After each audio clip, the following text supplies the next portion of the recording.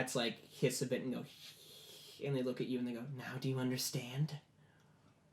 I was the cat? And they look at each other and they just kneel down and like curl up to take a nap, and they go, never mind. We have no danger from this usurper. He's an idiot. And then, I love cats. Here's the secrets of the universe. We're gonna take a nap now. No, here's like some very, very vague references to what Yes. may be the secrets of your universe. Let's take a nap. I just like how cats are like. It that doesn't was matter like, what level they are. Their attention spans are like, all right, we're done. that was like the. Cat world. Like, what I is don't. it- I don't what think is that it? answered any of my questions. Don't worry. It only made more. Cats, I swear. Oh my god. I look around the room. Is there nothing else? Anything else to give me answers? I still don't understand.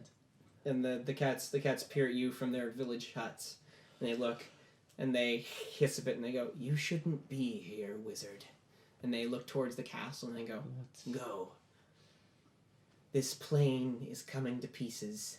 You need to get rid of the intruder before, and then they like stop for a sec as if they heard something, and then they go, meow, meow, and step back a bit, and you look over to your left, and you can see that the cloth that's like stitching the web of the ground together suddenly starts going tick, tick, twink, twink, as if like the stitches are being pulled apart, and it rips apart, and right there, peering out of the ground, is this eyeball, and inside the eyeball are a whole bunch of worms.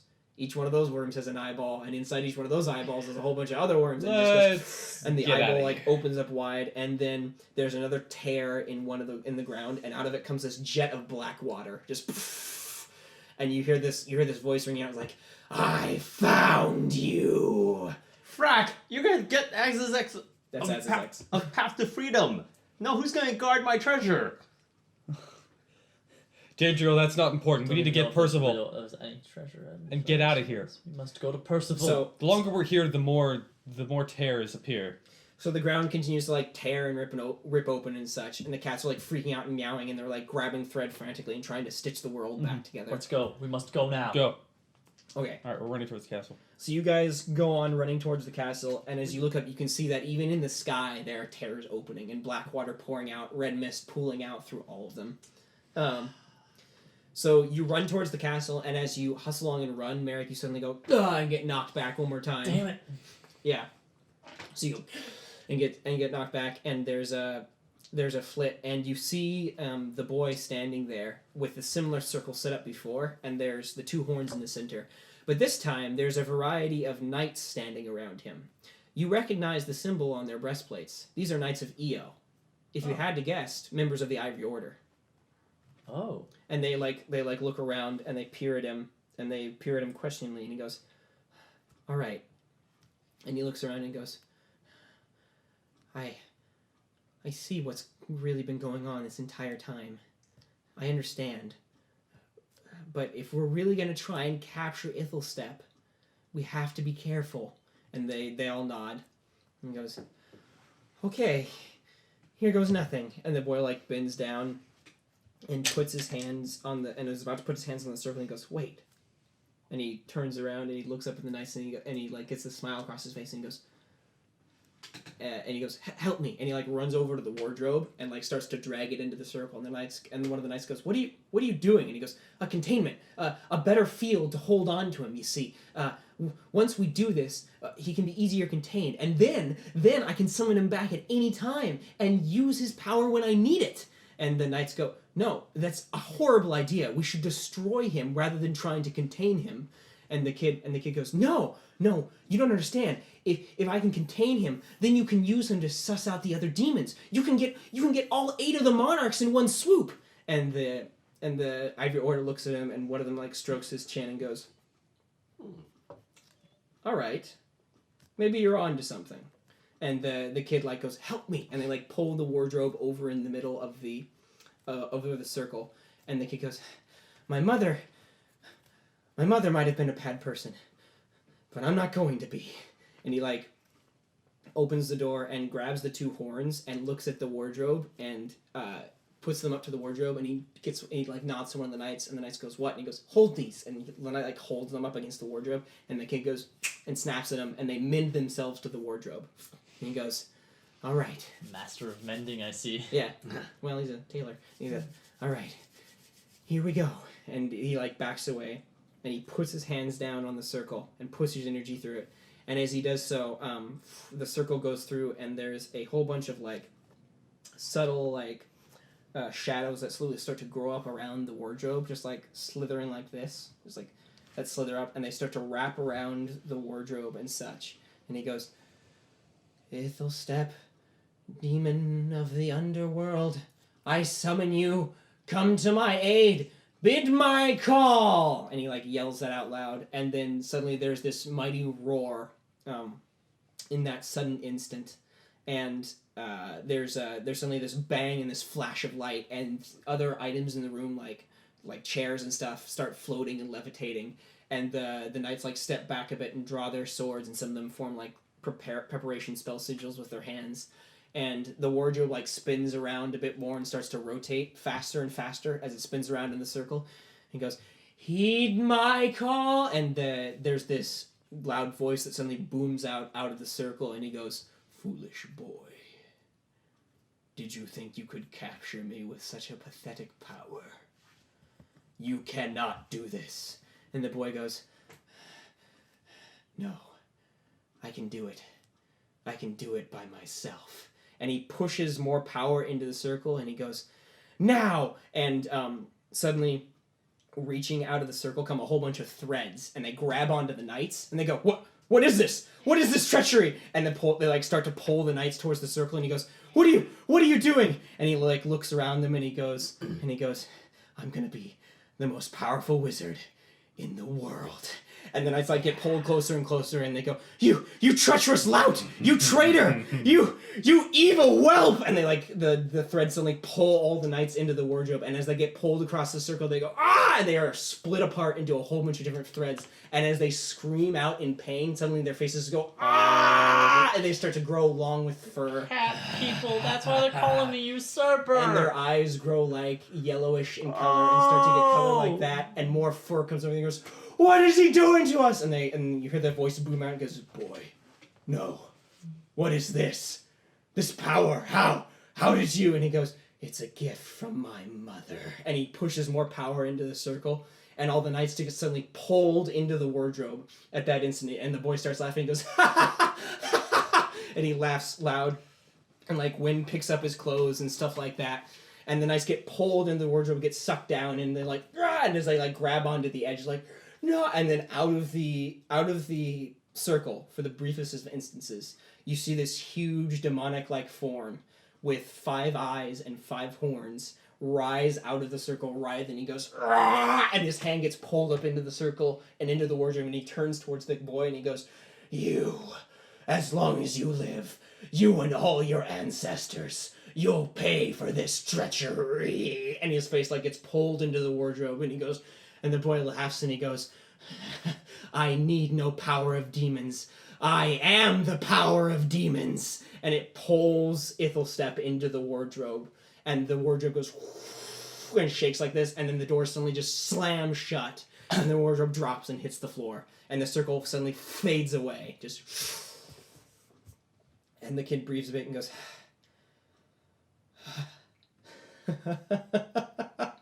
I did it. I did it.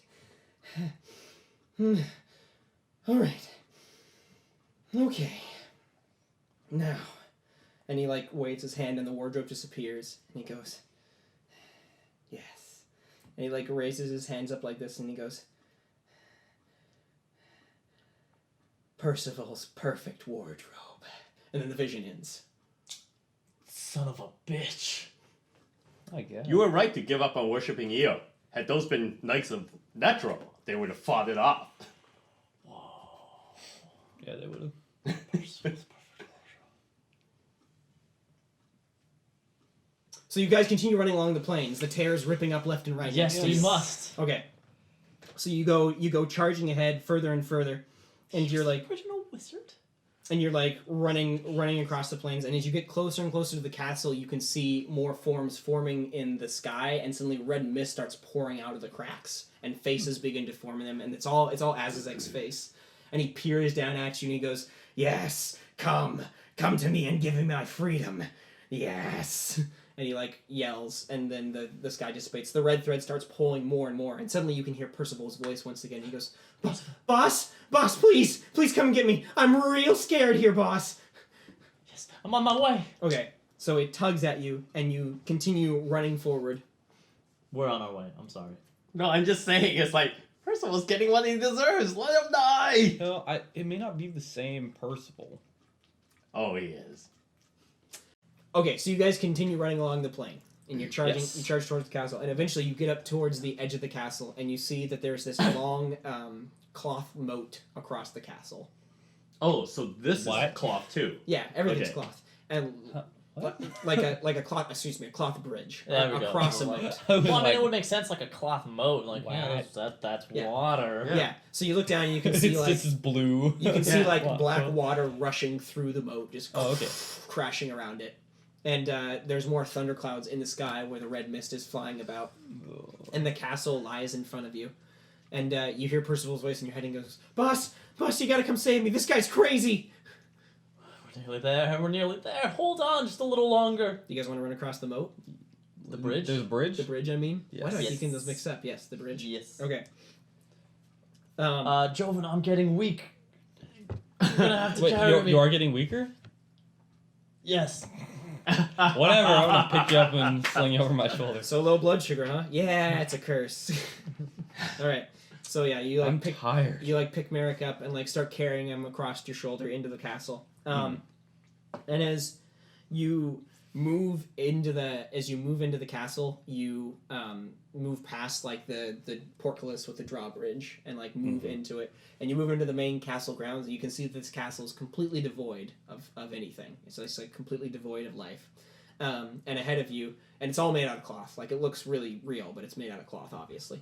And then ahead of you see a tall stone castle the main castle building standing in front of you with two main doors wide open, and you can see a pale candlelight shining out from it, and the noise of like music and glasses clinking together, and like the sound of many people chattering and talking, and such like that.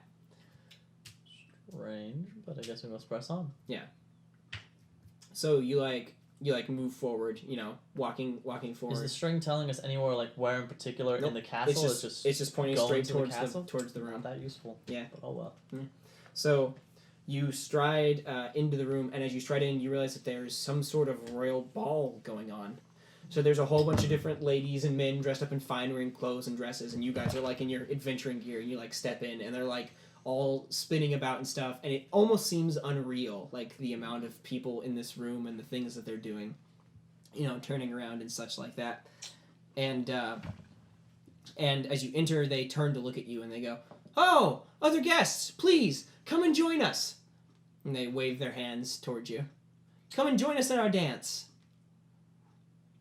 Where have you taken Percival, you monsters? They look towards you, and they go, "Percival, our king is up in his chambers." Well, show us to your king. "Oh, certainly." And they But first, I walk over to like the food table and I Yeah, I know, I was- I grab yes. like a leg of chicken. Yeah, Now we go. oh, you beat me to it. I was totally gonna grab a sausage on the way by. It's cloth. Oh, darn it. Well, not. I take a bite and then I realize it's What cloth. about the drinks? Are they cloth too? Yeah. So like the people like What? pick them up and drink them, and it's like a bunch of yarn that goes down their throat. Alright. Ah. Wait, are the people made of cloth? I'm confused. No, the people aren't made of cloth. Are they made of cat? Gah. They just seem to be normal people. So they like Could be a direct you. recreation. They like direct you Very towards strange. this stairway on either side that like winds up to the top of this stairwell, and they direct you towards it. And as you walk by the people, you start to notice on their faces, Merek, you notice that some of the men have faces that look like older versions of the bullies that were punching Percival in the past. Like they were like hitting him and stuff like that. And then you start to like make your way up the stairs, and as you get to the top of the stairs, there's a set of double doors that obviously leads into the main throne room. And What? the thread? Yeah, the thread just points right towards it, and the double doors are slammed shut. And you hear this voice in your head that's obviously Percival, and goes, "Boss, listen to me. Okay, whoever this crazy guy is who's got me, he's right beyond this door, all right? He's going to know as soon as you guys walk in, okay? I'm hiding you for now. He can't see you. All he can see is a bunch of cloth, but as soon as you step in, I won't be able to hide you anymore. So should we rest up for a day or two, or? I don't have time for that. You kind of hurry, boss. Just whatever you're going to do, just get prepared before you go through, okay? I'll from the scroll, I will cast strength. Okay, that's a 14. Okay. Strength on who? On me? Depends. Does casting from the scroll mean that you can't learn it anymore from the scroll? Yeah, it consumes it. Okay. Is Where this did your you- last scroll spell that you're getting up? One more. I didn't after realize you this. had so many scrolls. They're on the same I scroll. only had 3. So like you're carrying Merek on your shoulder, and he goes. He's like casting on somebody. Nice. Is it on yourself? He has to wait to see what it says. Oh. You need the. I'm almost there. I have it on my phone, but of course, I I'm didn't already ready. start. Okay. We thieves don't have to, prep anything. We're ready because we exist. Yeah, I have my claymore. I'm good to go. Yes. We have 2 swords and a wizard. That's all we need as weaponry. Did I get a disapproval for failing to cast fly? No. Good. It's an Oh, arcane spell. good. Okay. All right. This is good. Okay, you have 18 strength for 3 rounds. Oh, that's gonna help. Let's go now. Okay. So yeah, you like cast it on Jovan. You feel like you see your muscles like expand a bit. And just, Ooh. what's the manifest? Well, I guess it doesn't matter. It's a scroll. Do I know? I mean, I can I guess you'll try tell me to what do the the damage is manifestation. for the sword. I don't know. I'll let you know. Nothing happens. It literally says no change. Okay, cool. What, in my appearance? Yeah, no change. Oh, okay. Boom strength. That's kind of cool. That means that the wizard can be really spindly and then just backfist somebody. That's true. That'd be sweet. Yeah, no. There are like biceps and muscle physically enlarged, potentially bursting through clothing.